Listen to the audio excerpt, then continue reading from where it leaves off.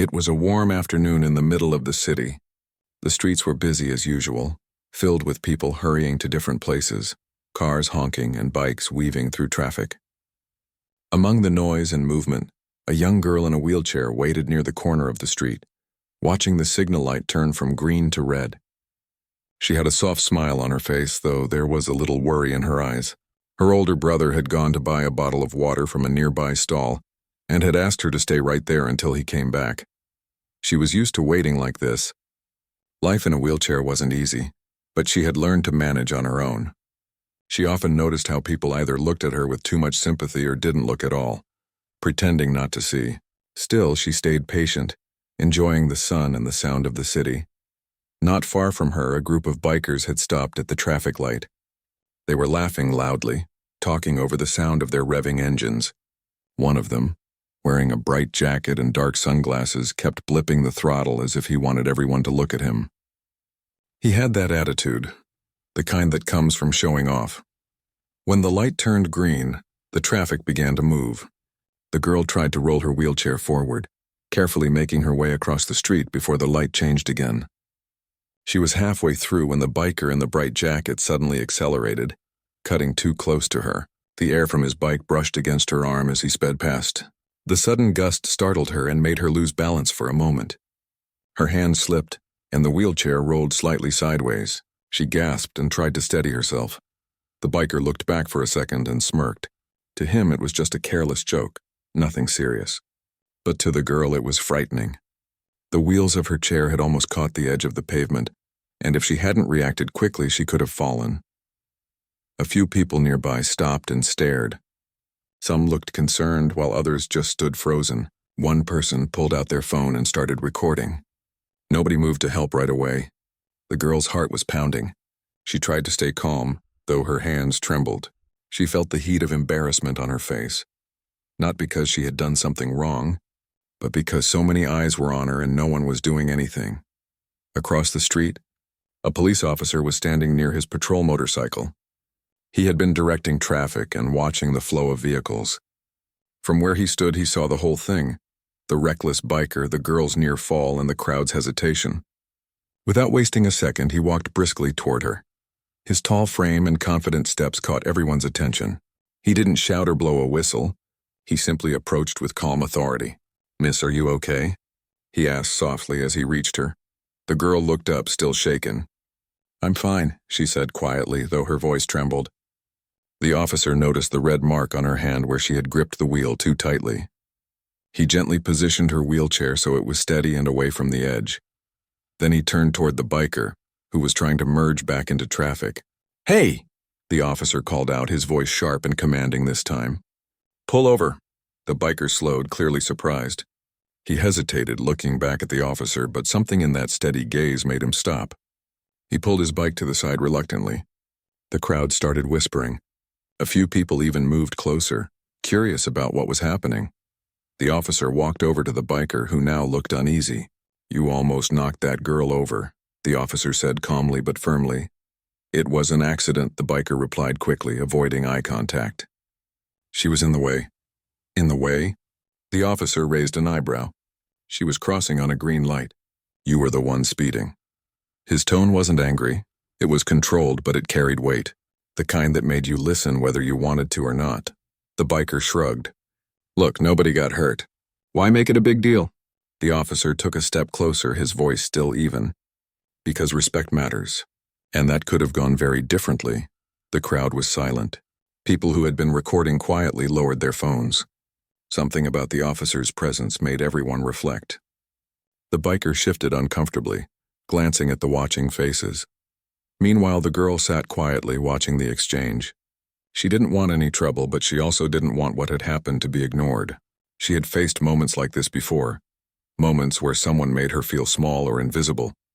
But seeing someone step in for her, someone who didn't even know her, felt different. The officer turned to her again.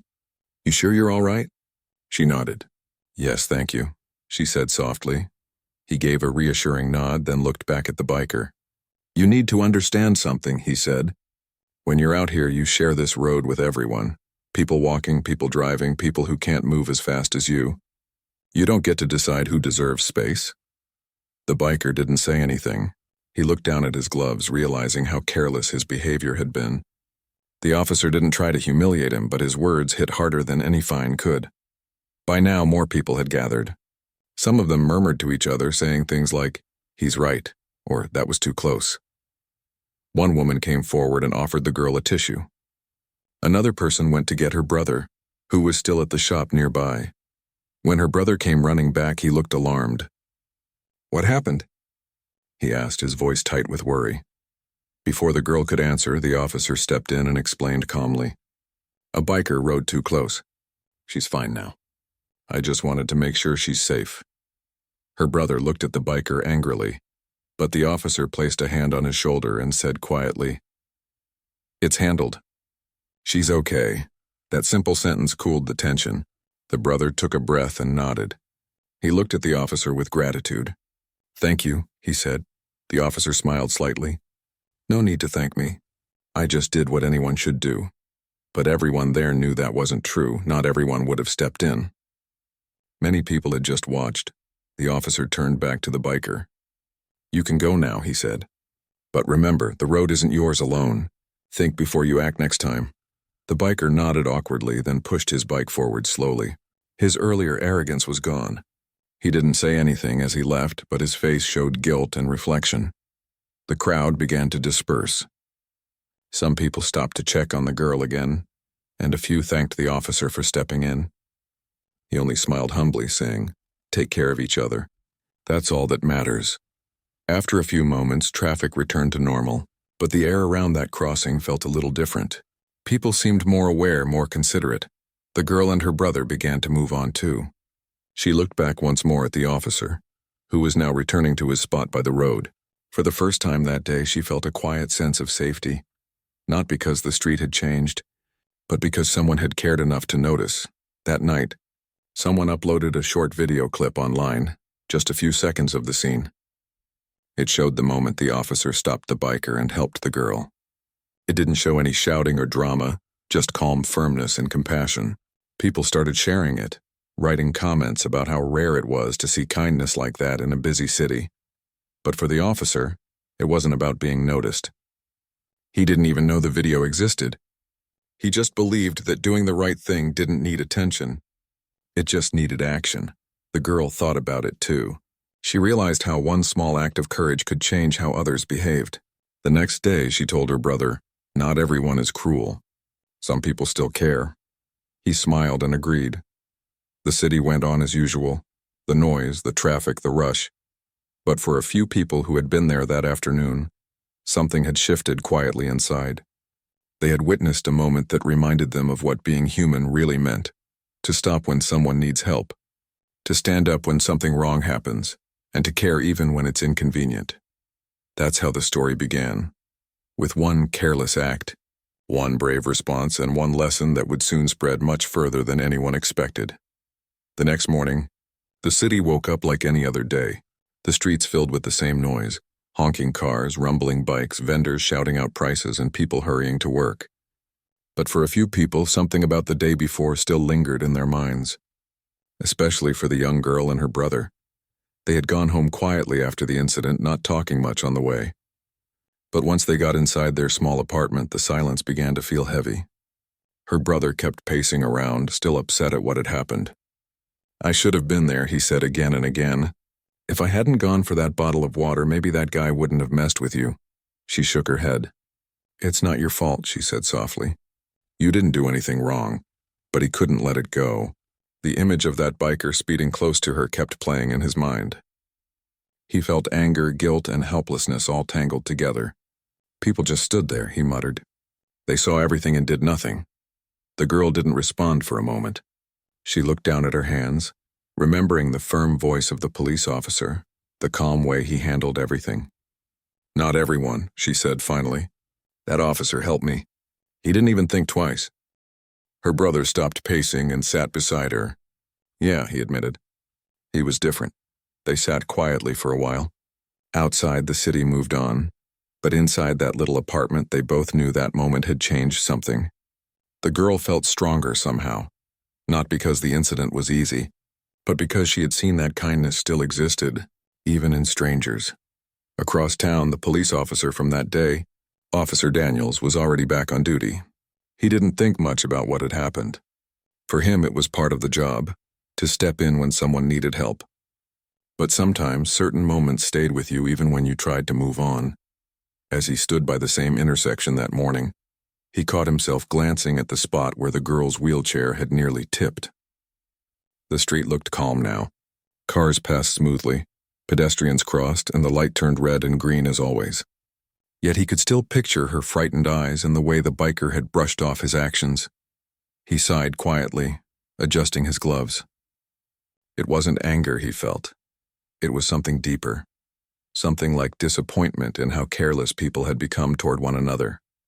Just then, his partner walked over, holding 2 paper cups of coffee.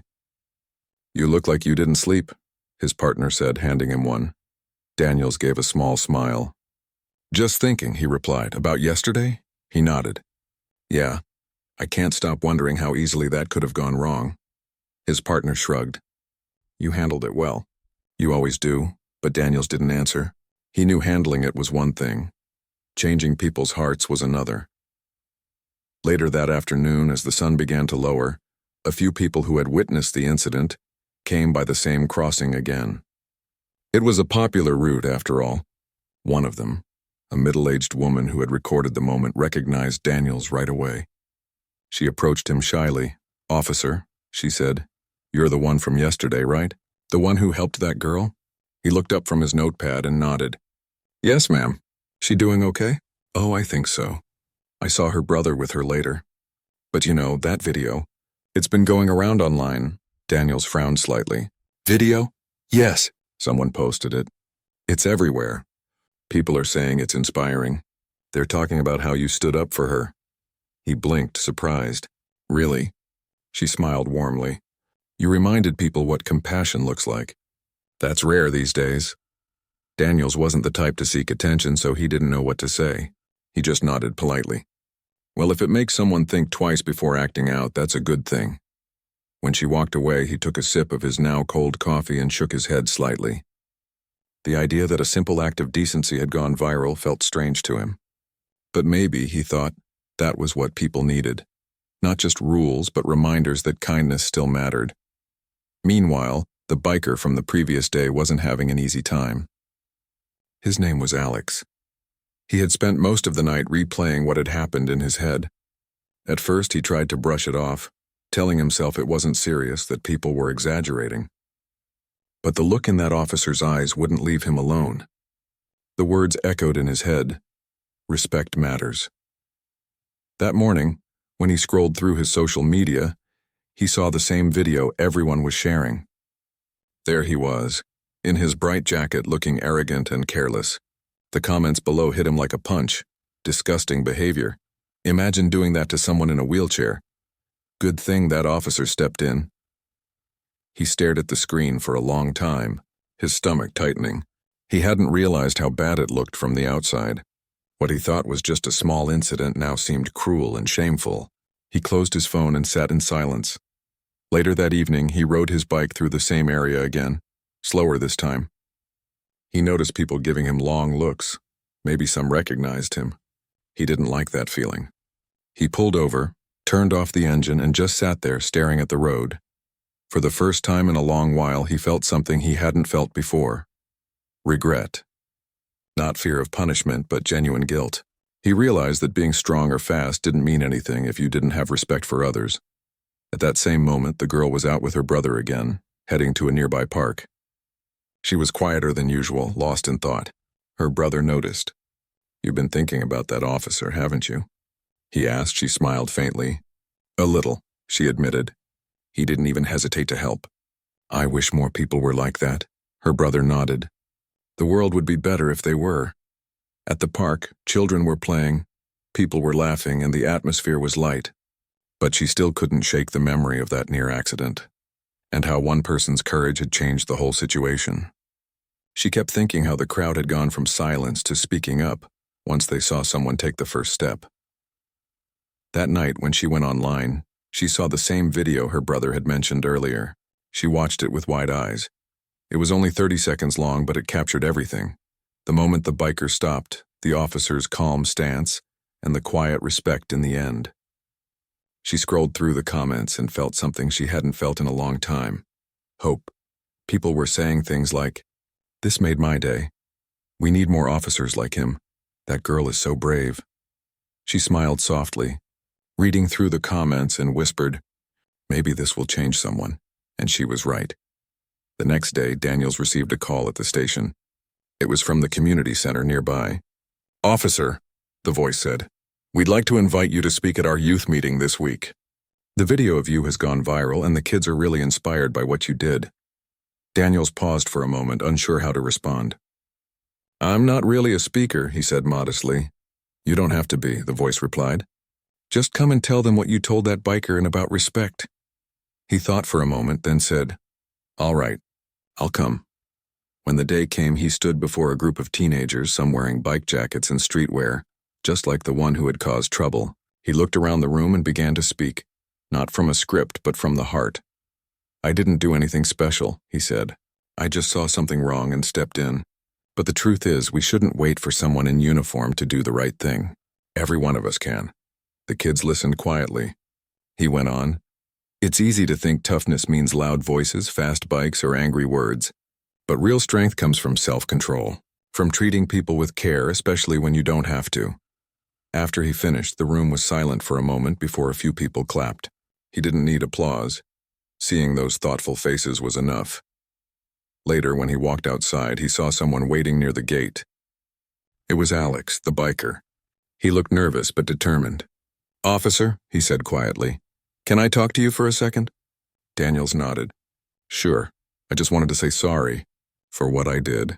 I saw the video. I didn't realize how wrong it looked. I was stupid." Daniel studied him for a moment, then said calmly, "You've already started fixing it, by admitting it. Just make sure it doesn't happen again." Alex nodded. "I won't, I promise." He started his bike, this time not to show off, but simply to go home quietly. Daniels watched him leave with a small, satisfied smile. Maybe, he thought, change didn't always start with rules or punishment.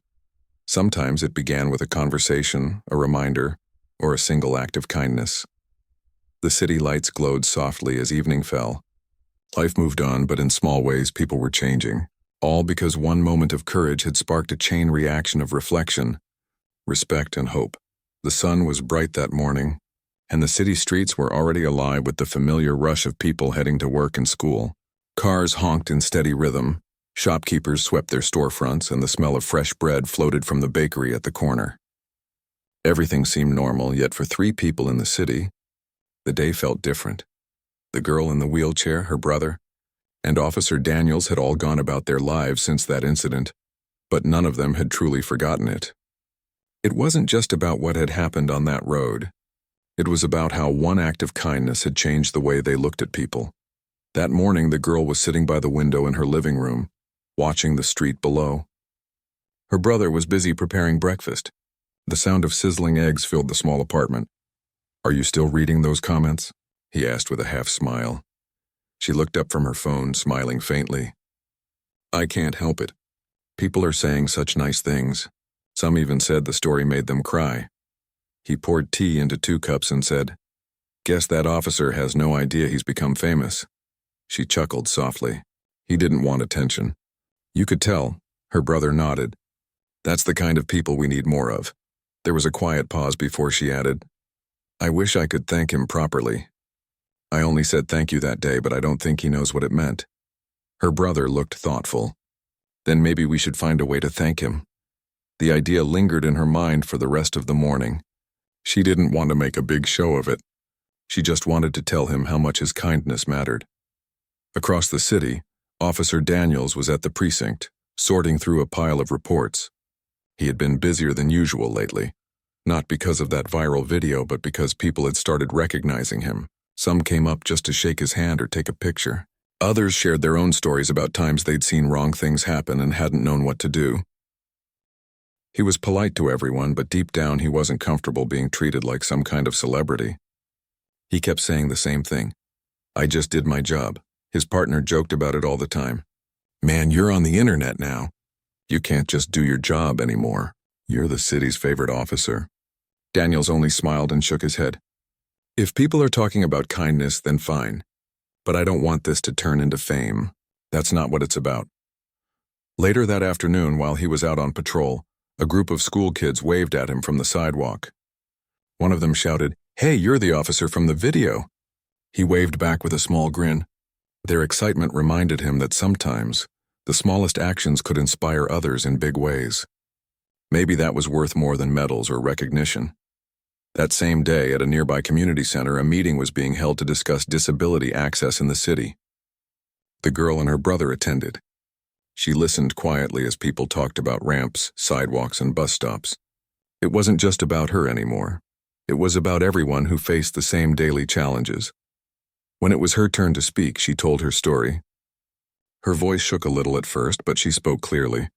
She explained what had happened that day, how scared she had been, and how a stranger's courage had changed everything.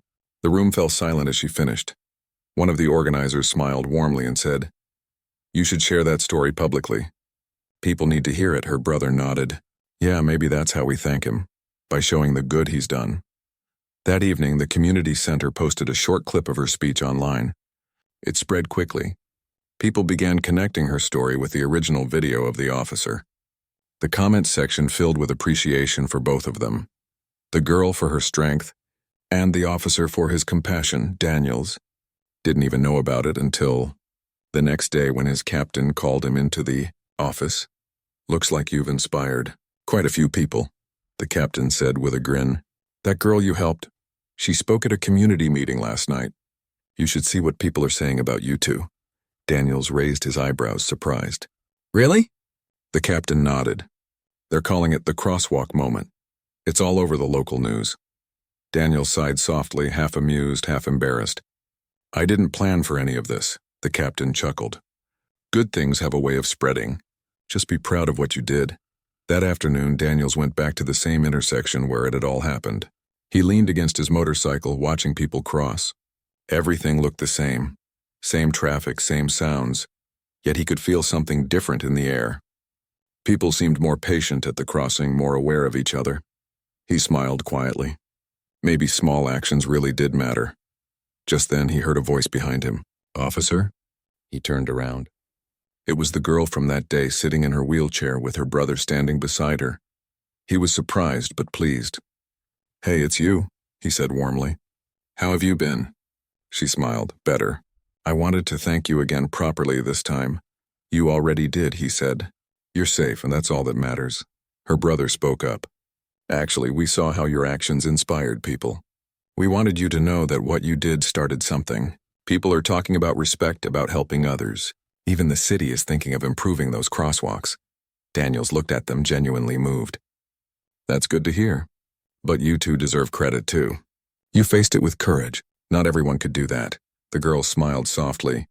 "I think courage looks different for everyone. You showed yours that day. Maybe it's our turn to show ours now." He nodded, admiring her strength. "That's a good way to see it." They talked for a few minutes, nothing formal, just warm, honest conversation. Before leaving, her brother handed Daniels a small envelope. Inside was a handwritten note. It said, "You didn't just stop a biker. You reminded us that kindness still exists. Thank you for being the reason we believe in good people again." Daniels read the note quietly and smiled. "Thank you," he said simply. That evening, when he returned home, he placed the note on his desk beside his badge. He didn't keep many personal things, but that note stayed there. Every morning after that, he'd glance at it before leaving for work, a quiet reminder of why he wore the uniform. Days passed, and the story continued to spread. News channels picked it up. Interviews were offered, but Daniels politely declined most of them. He didn't want fame. He wanted people to understand that being decent shouldn't need an audience. One local paper ran the headline, "A simple act that changed a city's attitude." The article talked about how more people had started stepping in to help strangers, inspired by that one incident. Meanwhile, Alex the biker had been keeping up his promise. He hadn't forgotten his words to Daniels. Every week he volunteered at a small garage that repaired wheelchairs and mobility scooters for free. It started as a way to make peace with his guilt, but soon he realized it gave him a sense of purpose he'd never felt before. One day, he saw a news clip showing Daniels and the girl at a community event together. He smiled to himself. Maybe it's never too late to change, he murmured. Back at the intersection, life continued as usual. But every now and then, something small reminded people of that day. A driver stopping early for a pedestrian, a biker slowing down to let someone cross, or a stranger helping another with groceries. Kindness had spread quietly, like sunlight after rain. One afternoon, as Daniel stood near the same crosswalk, he noticed a young man helping an elderly woman across the street. When they reached the other side, the young man turned and waved to him. Daniels waved back, realizing the city was slowly becoming better. Not perfect, but better. That night, he wrote a short note in his journal. Maybe the world doesn't change all at once. Maybe it changes one act at a time. He closed the notebook and looked out his window, feeling peaceful. The girl at the same time sat by her window too, watching the stars. She smiled, thinking about how one frightening moment had turned into something beautiful. Life still had challenges, but she no longer felt alone in facing them.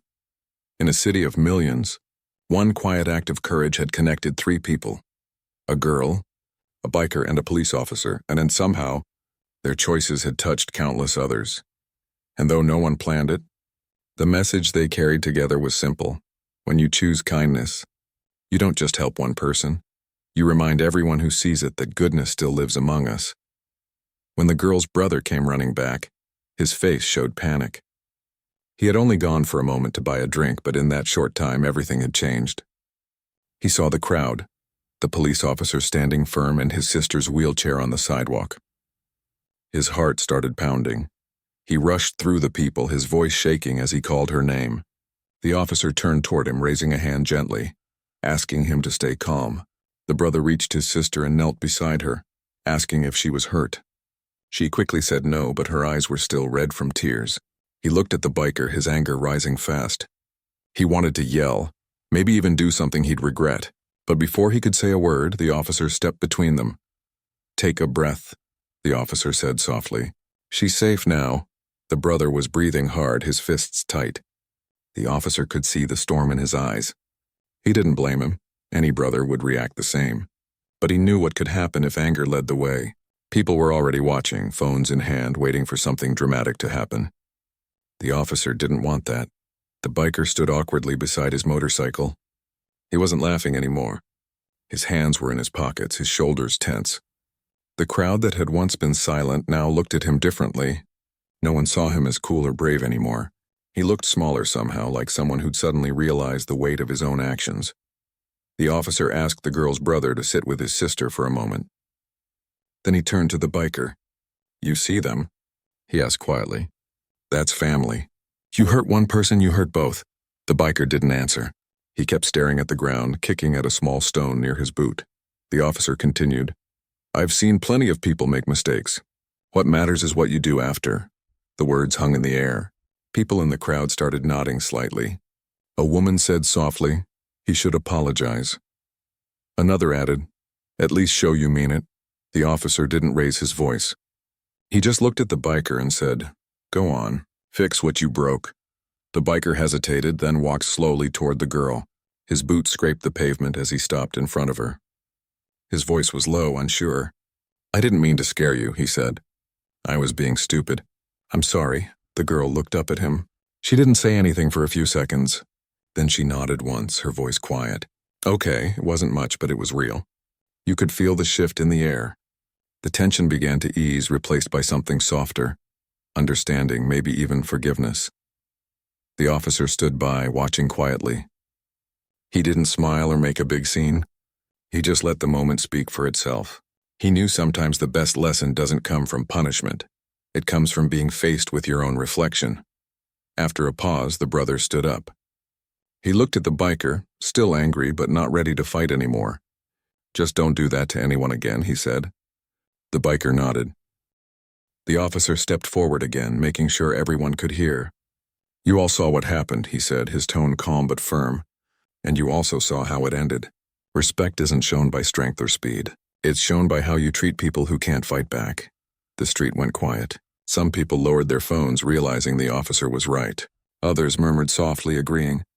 It was one of those rare moments when a crowd felt connected, not through noise but through shared reflection. The officer turned back to the girl and her brother. "Do you want me to file a report?" he asked gently. The brother looked at his sister. She shook her head.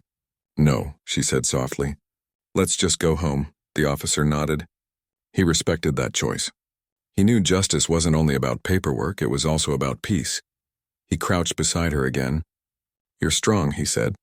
"Don't let anyone make you feel small." She smiled for the first time that day. It was small but genuine. The biker started to put on his helmet, clearly wanting to leave. But the officer stopped him once more. "Hold on," he said. "You're not done yet," the biker froze. "What else?" The officer pointed at the crowd. "They all saw you push past her. Now they need to see what taking responsibility looks like." The biker hesitated, then nodded slowly. He turned toward the people and said, "I was wrong. I thought it was funny, but it wasn't. I shouldn't have done it." No one clapped or cheered. But you could see people's faces soften. Some even smiled faintly. It was awkward, raw, but real. The officer looked satisfied. He said, "That's how you start to make things right." Then he turned to the girl's brother. "Shake his hand. End this clean." The brother hesitated. You could see the conflict in his eyes. He didn't want to forgive so easily. But his sister placed her hand on his arm, giving a small nod. After a moment, he reached out and shook the biker's hand firmly. The officer stood beside them, watching silently. It wasn't just a handshake. It was a moment of closure. It said, "We're better than anger."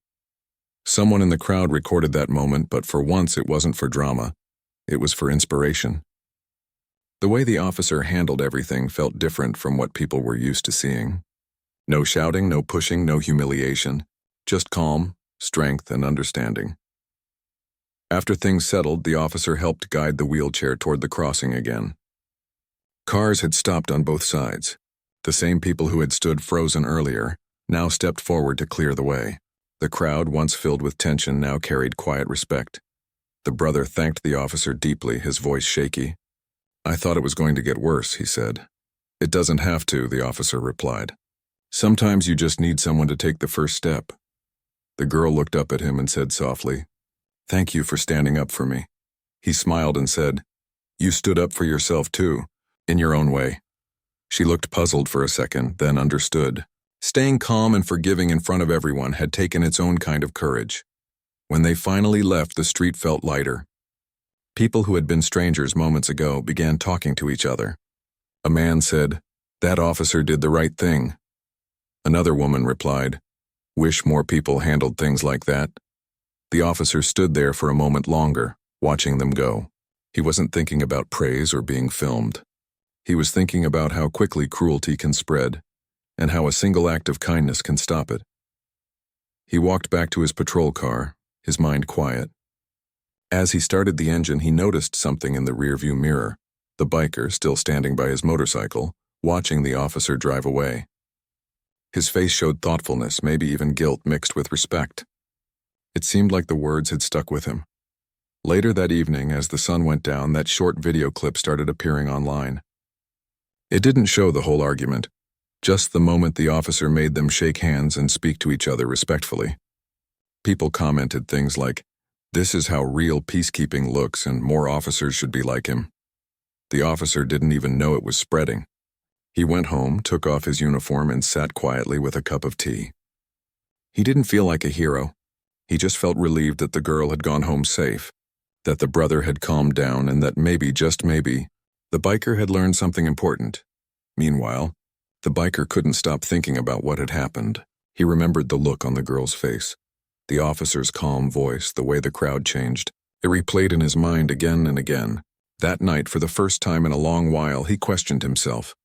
He realized how easy it had been to act tough when hiding behind a helmet, but how small that toughness felt when faced with real kindness.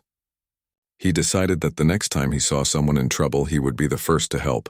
And somewhere in the city, the girl was sitting with her brother, telling him she wasn't scared anymore. She said quietly, "That officer was right. Respect shows who you are." Her brother nodded, squeezing her hand. "He sure was," he said. The street where it happened went back to normal by the next morning. But the story had already started to travel, through videos, through words. through people remembering the moment when one man's calm courage changed the tone of a whole crowd. And though no one realized it yet, this wasn't the end of their story. It was just the beginning of something that would stay in all their hearts for a long time. A few days passed since that afternoon on the city street, but the moment stayed fresh in everyone's mind. The video of the officer helping the girl and calmly handling the situation had quietly spread across social media.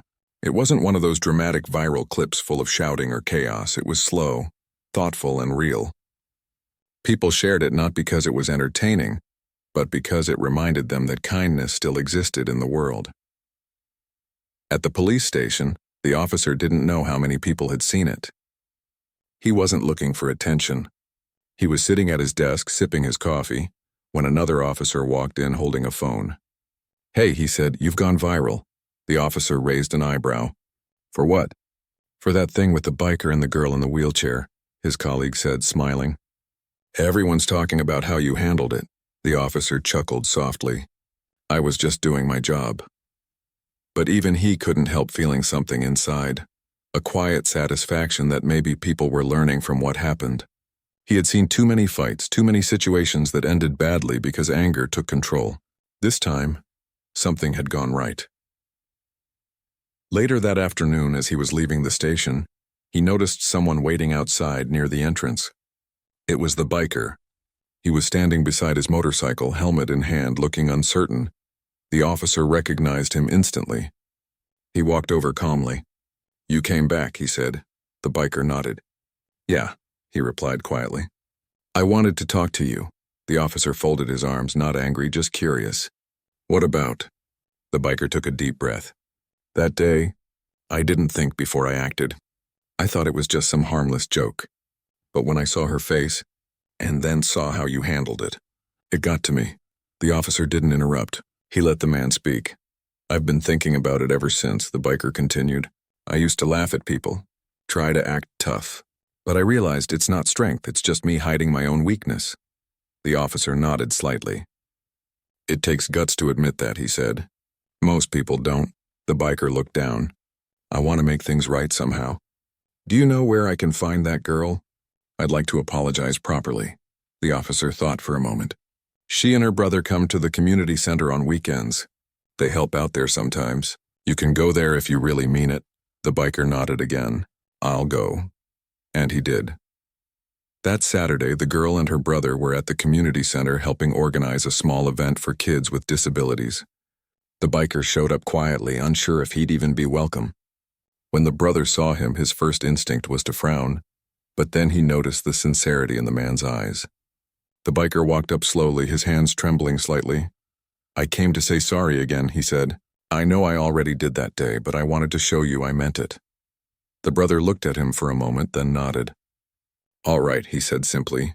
The girl gave a small smile. "It's okay," she said. "People change." That sentence hit him hard because it was true.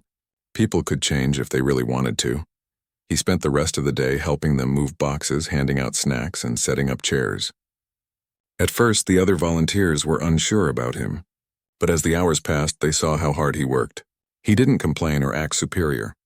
He listened, followed instructions, and even helped a little boy fix his toy car. By the end of the day, when the event wrapped up, the girl thanked him. "You did good today," she said warmly. The biker smiled for the first time in a long while. "I guess I had a good example," he said, glancing toward the officer, who had quietly come by to check on things. The officer didn't say much. He just gave a small nod, the kind of nod that meant he was proud without needing to use words. From that day forward, the biker started coming to the center regularly, not because anyone told him to, but because it made him feel like he was part of something better. He began helping fix ramps for wheelchairs, repairing old bikes for kids, and even talking to teenagers about staying out of trouble. One evening, the girl asked him, "Why do you keep coming back?"